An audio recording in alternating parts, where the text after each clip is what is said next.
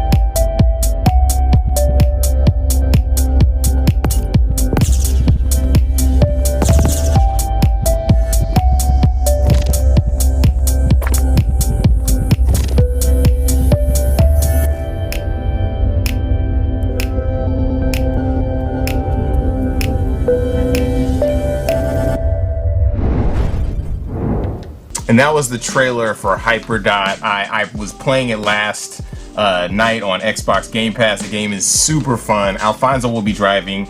We have Charles McGregor on the line. What's up, Charles? Hey, how's it going? Great. I love your setup as always. I mentioned that before last time I saw it. Oh, thank you so much. Yeah, I realized that it's a little bit on the overkill side, but I just really like production and producing and stuff. So yeah, I'm into this kind of thing. But yeah. I was playing Hyperdot. I've played it before. I was having it's just so elegant. It's a gorgeous game. It's freaking amazing. I know I'm blowing you up right now. Oh, thank you so much. It's like one of the most elegant games I've played in a while, and just figuring out the patterns and that type of thing. Can you first give an introduction to yourself and your rich history in the game industry. Sure.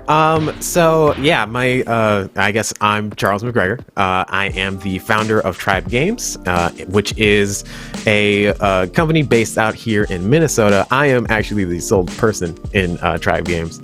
So I've been making video games since I was around 8 years old. I have been doing it more in a professional light since 5 years ago. But yeah. So you at any time you're working on multiple projects, huh? Oh yeah, I'm working on way too many projects at the same time. Currently I'm working on Hyperdot. I got some cool stuff in store for people, and then I'm also working on a totally reliable delivery service, which is also a local company based in Minnesota. We're 5 Games, and so I've been doing that. If you played the Halloween update to that, I was the ghost. I'm also sorry for the ghost. Everybody loved the ghost. I don't know what you're talking about. But yeah. That's dope. Tell us about Hyperdot. Like, how did you get that started? And can you tell us a little bit about the background? Sure. So with Hyperdot, it originally started out as a presentation in a class that had nothing to do with video games. They said no PowerPoint, so I was like, okay, fine, I'll make a game instead. It originally was just it was about anti-piracy techniques in video games. So things like DRM and or like other techniques that you can do. So there's Nintendo infamously made a pirated version of Earthbound and then put that out on the market so that whenever somebody picked it up, they get that special version that was extremely hard. And then when you got to if you for some way got to the very end of that game, it would freeze right at the end of as soon as you do the final blow, and then wipe your save. So there was a lot of fun things that people had. There's also been other examples of anti-piracy techniques of just being hey, hanging out in a spot where people might be getting some type of malicious downloading things and showing up. I believe it was Hotline Miami did this, where they were just hey, please don't just randomly download things, just ask me for a key, I'll just give you a key. I don't want you to have a negative experience associated with Hotline Miami and stuff. So there's tons of techniques about that. And while I've said all of this, this is clearly related to Hyperdot. So originally it was just you were the dot was the game, and then all the enemies that show up are the pirates. And then you're supposed to there was a normal mode where you had piracy protection, so it was not as hard. And then there was hard mode where you didn't. So then everything showed up right away, and you would like almost instantaneously, well, not almost instantaneously lose, but it would be way harder to survive. Again, totally reaching. That class had nothing to do with video games. That is so interesting for sure. I didn't even catch that like metaphor there at all. Obviously, while playing games, so that's such a cool background. yeah. That really just, as soon as that class was over, it was like I had 4 days to finish it.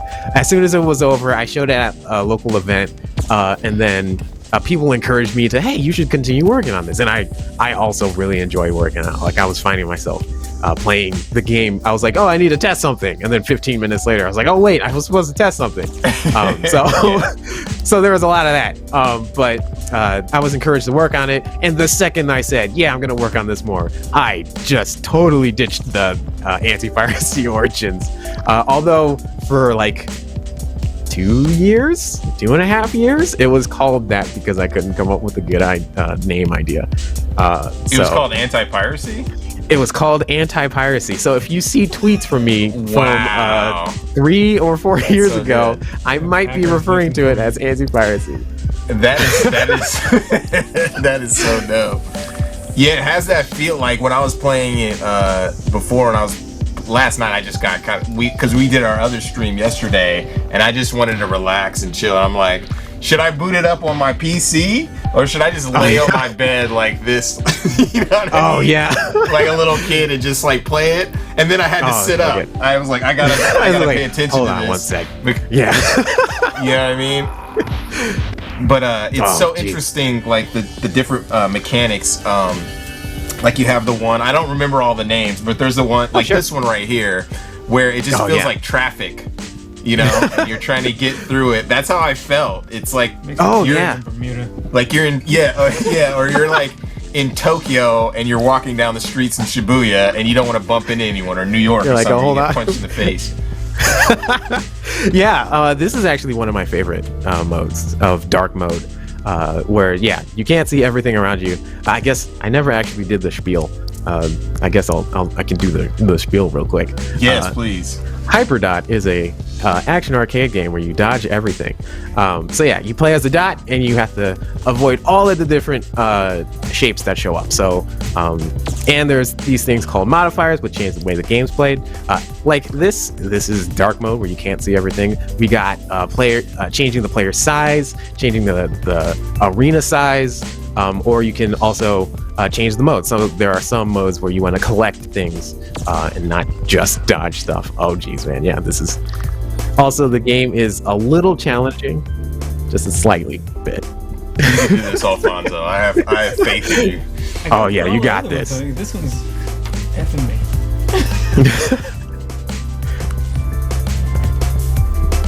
Just gotta not move so fast. That's my. So there's over 100 levels, right? Yes. There's over 100 levels in the game. I mistakenly, when I first started the game, after I did the 4-day of doing a prototype, I was like, oh yeah, I'm gonna make 100 levels, no problem. And I thought I would be done in 1 summer. Like, yeah, I got this. It took me 4 years. So wow, okay. So yeah, it wasn't as easy as I thought. But that's what scope creep can do. But I'm super proud of all of the, hey, you got this.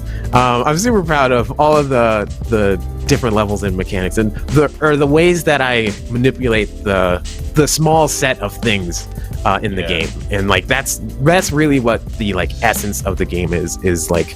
I had 2 core principles of like minimalism and flexibility. And the minimalism of like, I just want to have it so that the only thing you do in this game is move. And then how can I like mess around with that? So yeah, that was a lot of fun trying to explore and figure out all that stuff. It just took me a little longer.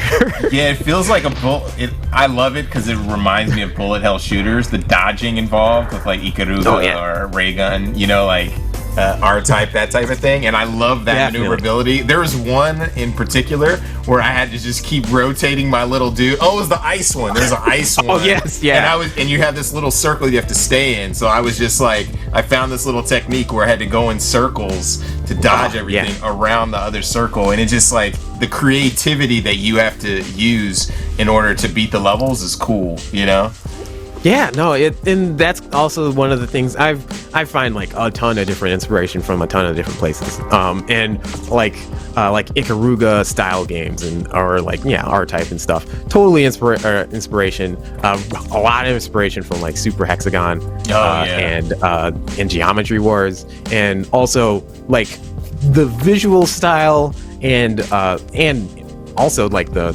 level, like how I set up levels and things of like N++. Those kind of things. I adore that kind of style. So I wanted to try my hand at it. I like the level creation that you have that as a part of it. Like people can build their own levels. That's really that actually was when I mistakenly said, this will only take one summer. I was like, I had no plans on having a level editor. But after making the first level by hand, where I had to like put in each value, be like, all right, press the button, and be like, ooh, is this working? And whatnot. That kind of, or like, and then waiting and loading and whatnot. That kind of back and forth it was not super fast.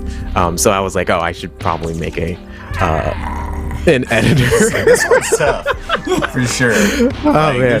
There's different feels to every level, and some I'm not good at, but I've seen that you're better at some of the ones that I'm not good at. Also, thanks, hey D-Mark in the chat, bobbing ahead to the music. I'm super proud of the music, in particular this song. But So did you also compose the music? Like, I know this is your game, so you did pretty much everything, right? Yeah, so I did all the art, music, programming, design, and stuff. For the longest time, there was only one song in the game, and that wasn't until like maybe the last 6 months of development where there was a second song that actually showed up. So Wow. Yeah, the presentation is super clean and seamless. That's one thing that I feel. So you like catch that vibe. If you want to stay in this kind of world, you know what I mean? You're just like, just continuously doing that, and that's like, I definitely didn't want to have it so that it was like super abrasive and like in your face, because this game's already is a slight bit stressful if you're trying to survive. I'm not stressed. And the thing that you got that's really good, it's like, and I know it's not mobile game-esque, but it has that kind of feel, is the bar, because you're like, it's like 4 out of 6. I just got 2 more. I was so close. Like, that was fun trying to find that. What? What'd you say? That's really fun trying to find that balance of like, I'm just so close being able to get that. That's where you get that super satisfying, like, yes, I finally did it. Last night I had to tell myself, like, I am not, one more. You know what I mean? One more. No, for real though. Like, this is actually the one. That one didn't count. I only lasted like 5 seconds. Let's get a real true one in. Yeah, I know that feeling. That's really cool. So now you're working on some other games. What are some of your other previous indie titles that you worked on? Sure. So my very first fully released game is called Glitch in the System. It was very much inspired in a Geometry Wars thing, kind of also in similar time constraints where I only had 2 days to make the original prototype. But so that is unfortunately not actually available, but wink wink, maybe it will be soon on other platforms. It might be that's somewhere, wink awesome. wink. But yeah, so that was my first fully released game, and that's really where things come on, took a change in my feeling it.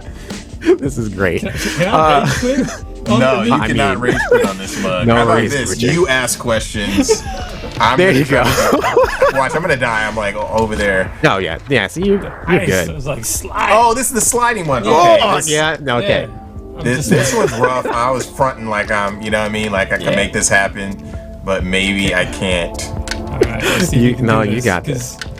Let's see. See my little jiggle you're technique? looking- You see See, that? there you go. See the little jiggle?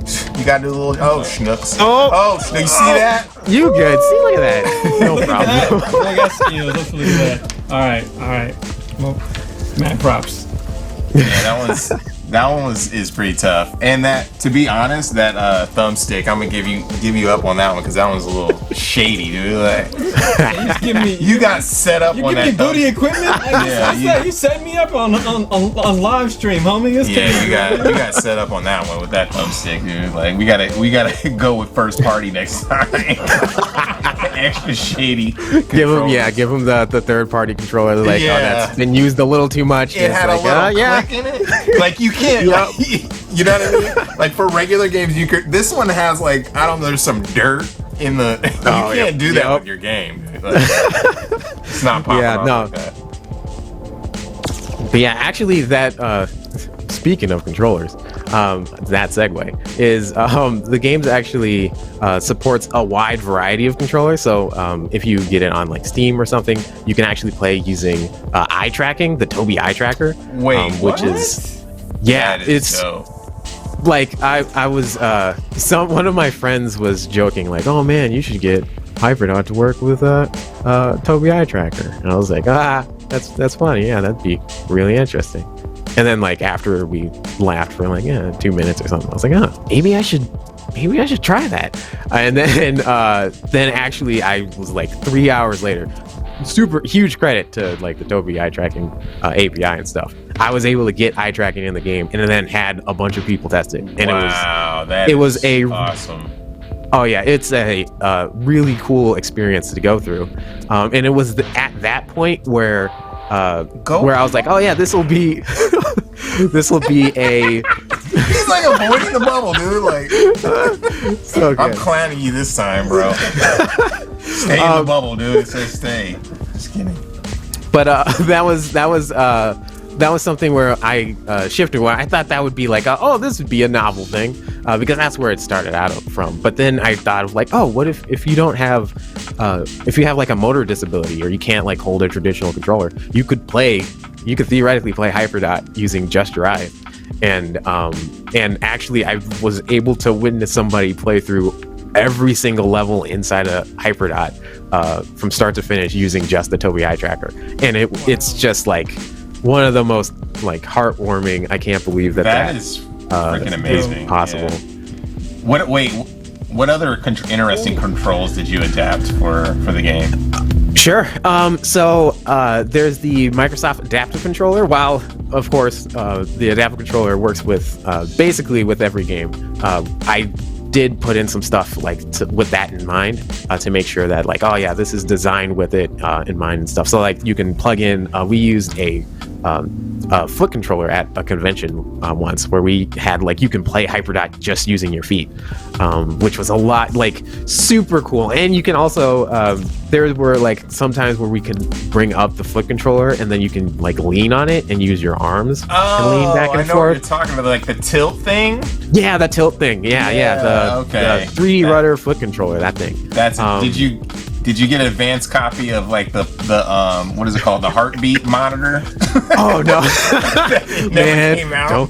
Don't give me any idea. No, I'm just kidding. But yeah, that like I'm with be like, and then you just avoid all the things. Having heart attacks on Hyperdot. Oh no, like, hyperventilating. It's just called, you change the name. Just hyper. Hyper. Yeah, hyperthyroidism. Like what? We're already having enough issues as it is. This game has killed 7 people. Like, but yeah, so like that is one. If I wanted, like, I'm interested in like supporting a lot of even, I guess, not necessarily like mainstream controller stuff, or like alternate controllers and things. So like, yeah, like the Microsoft Adaptive Controller, Tobii Eye Tracker is one. I wanted to make it so that like, oh yeah, I'm playing on Steam, and if I plug in my PS4 controller, I want to have it work and show the PS4 controls. I was like, yeah, no problem. Oh, I'm on a Switch. Yeah, I'll use the Joy-Con stuff. Like, I want to have it so that the game meets you where you're at, rather than you having to be like, oh man, I have to plug or use Joy to key and stuff like that. I'm gonna have to try it on a fight stick. I think that'd be really yeah. That would be awesome. Yeah, I think that, like, arcade kind of feel. Have you ever tried to have it in a cabinet? That would be kind of sick. Yeah, so my publisher, Glitch, before we were actually, like, we partnered and did a publisher developer thing, we actually had, Glitch had like these things called arcade backpacks, where we were able to put in a laptop on a backpack, and then we had like an arcade stick and stuff, and then we would rock around like conventions and things, and then people would be able to play Hyperdot, or anti-piracy at the time, and they were able to play using like the arcade things. Then we were like, hey, you want to play our game? And then we just like walk up and be like, oh yeah, here you go, and then they would be able to sit there and try dodging all the things on the back of somebody being like, yeah, way to go. Did you have that at E3 at Indiecade? We didn't have it at E3, okay. But we, I forget where we had it. It was one of the early versions of anti-piracy. So that's largely why. But it's like, I really do enjoy like exploring a lot of that kind of space and things like that. But yeah. I have a broken TV with this game, just letting you know right now. But you're in this one. You did one of these before, stay in the circle scenarios. I'm trying to use your trick. You're on a slide one. Okay, yeah, this is, you gotta, that stick is terrible. You really have to compensate for that stick, dude. Like, yeah, this level in particular is pretty tough. And that would be super hard to use a D-pad. Yeah, that ain't working. Oh my god. It's definitely not. You can also try and using the right stick. That also works to move around. That actually, you put your left hand on the right stick. That may help you. But so you said you have, or am I mistaken? You have an update for this game. Yes. So I've been working on the biggest update that I've put out. So before, I put out Gauntlet Mode, which is basically the single player campaign, but you have a limited set of lives. So you can have either 100, 50, 10, or 1 life, and you're trying to see how far you can get into the game. And that was the biggest update then. And now I'm working on an even bigger update that I'm not ready to divulge all the information, but you can expect a lot more stuff that you'd be able to play and mess around in. But yeah, it's taken me a little bit longer because unfortunately the pandemic has happened, and it's harder to get people to be able to test and get proper testing and things like that, because I don't want to have it so that like the game is or the new stuff is unbalanced and things like that. But hopefully soon TM to be out there. Yeah. So like, I'm just curious too, on Totally Reliable Delivery Service, what role do you play on that team? Sure. So I'm, I guess I consider myself more of like a generalist. Which would make sense because I like to do a lot of different things. But on that team, we're working on the Steam release. So we're working on doing largely doing like a overhaul on a lot of different things and features. I'm doing a lot of the UI stuff. So when you see the final product, all the cool animations and UI things and a lot of that stuff, that would be me that's working on that stuff. That's dope. In the Minnesota area, I was talking with Ty and Nate in the Minnesota area. I was talking with Zach from Space Mace. Like, it's such a rich community in Minnesota. Can you talk a little bit about that? Because I don't think people know that that's on the map. Dope game development studios for sure. Yeah, so speaking of Zach from Space Mace, I actually work with Zach from Space Mace on Totally Reliable Delivery Service. We both are working on it. It's been awesome. But the Minnesota scene, it definitely, like, especially within like the last 5 years, it went from a lot of small indie developers, like not necessarily centralized, but like being like, oh yeah, I hope one day that I'll be able to finally finish this game and put it out on itch, to like to He's getting angry. You hear him getting angry real quick. you can hear him, yeah. But it went from that to like, oh yeah, we're trying to get this thing out on like Steam, PS4, Xbox, and yeah, we're working trying to get these deals. And it's like it's like so heartwarming and amazing to see that this community has grown and matured enough to be able to even like consider those ideas, because yeah, that was definitely not on like the radar for a lot of people. We were just trying to finish a product. Yeah, for sure. Like, but yeah, it's been awesome, and the community's great.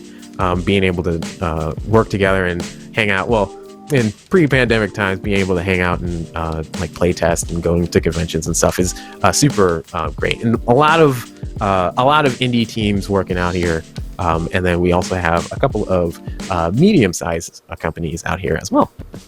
The new Battletoads game, is that there too? That team? I don't know. Oh man, that would be great if I know. I'm just fine. Yeah, I was like, hey, I'm trying to take a deep dive there. So, where can we find Hyperdot? I know it's on Xbox Game Pass. Or is it everywhere right now? I know it's on Steam too. Yeah, so you can find Hyperdot on itch and Steam with PC, Mac, and Linux.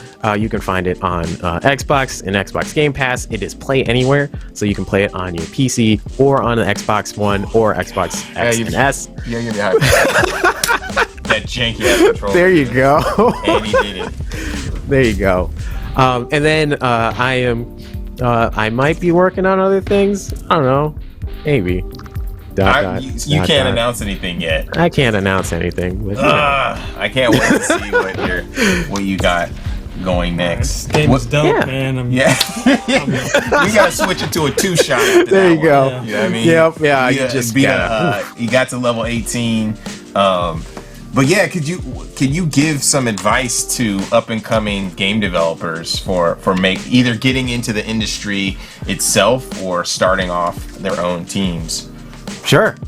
So the one that I normally say is just start working, start making a thing, start doing it, and start out super small. I think that is super useful, and it's really helpful to be able to be like, okay, I made something, and that really was when like things shifted for me. Like I mentioned, I've been making games since I was 8, but I didn't finish a game until I was in college. It was my sophomore year of college, and that was like a huge shift in like how I perceived like, oh, that's what the end of a game looks like. It wasn't just like a amorphous, oh man, that just seems so hard to do. But like really like paring down and like making it super small was super helpful. But I also do want to say, because a lot of people will say that, and it's super useful advice, but it's hard to like act on it. It's like, oh yeah, we'll make a game. Well, okay, fine. So I would actually like recommend look at a classic game, like an arcade classic or something that's like something that you enjoy. Like, say you really enjoyed Pac-Man or something like that, or Dig Dug.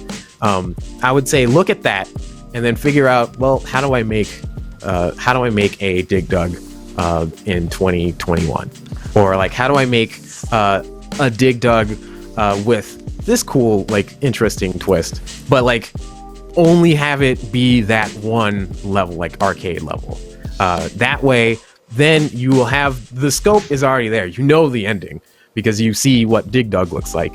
You can bring that over and you can be like, oh, okay, well, this is what Dig Dug looks like, and I just want to have it so that it's set in space, or it is you have it so that you have to like climb your way up rather than dig down.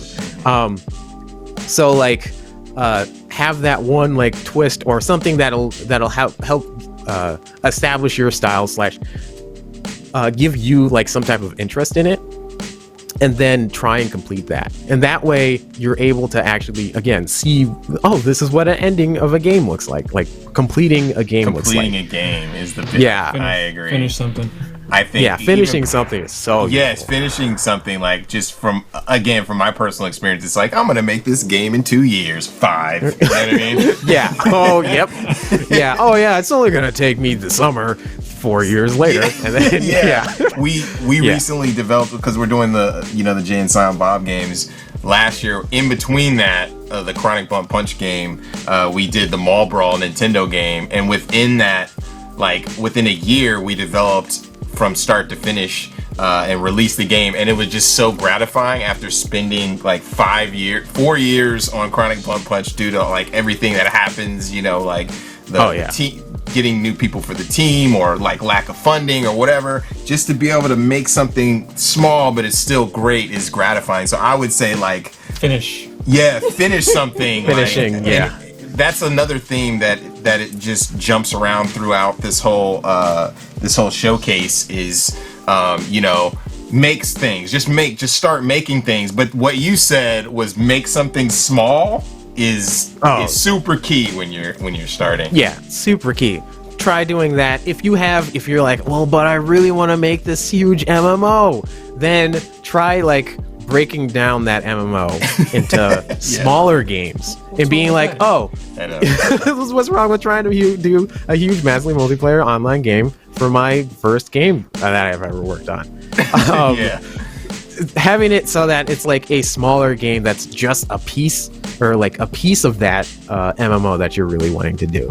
That kind of thing is super useful because you're like, oh, this is like, you're able to have a complete game, a complete product. You get to the end and then be like, oh, I've learned some things about this art style that I wanted to do, or this game mechanic, but it's all condensed inside of this small game. So that way you're able to then be like, oh yeah, I'll apply this to this future big game that I want to do. And then you work on another part of that future big game that you want to do inside of its own game. So you can, again, you get the satisfaction of being able to actually complete a game, but then also learn all the different mechanics and things, or art styles, or music, and all the different aspects of it that you want to do. Or like if you wanted to make a small game and then learn how do I do the marketing, or how do I interact with like a publisher and stuff. Yeah. Do those small kind of things, and then you'll be able to build up and learn how to do that. That's amazing advice. So how can we find out more about Hyperdot and what Charles McGregor is doing? Like, how can we follow you? Yeah. This is your moment to shine. My moment. So yeah, you can either follow me at Tribe Games, or me personally at DarkHazeTG on Twitter. I guess you can find me also on my website, tribe-games.com. And then I also have a SoundCloud, because people say that at the end of these things, right? I have a SoundCloud. Those vibes, sure. Yes, the entire soundtrack of Hyperdot is available on Spotify and Steam and whatnot. So you can. That's a good shout out. I am going to find it now personally. Awesome. Being selfish.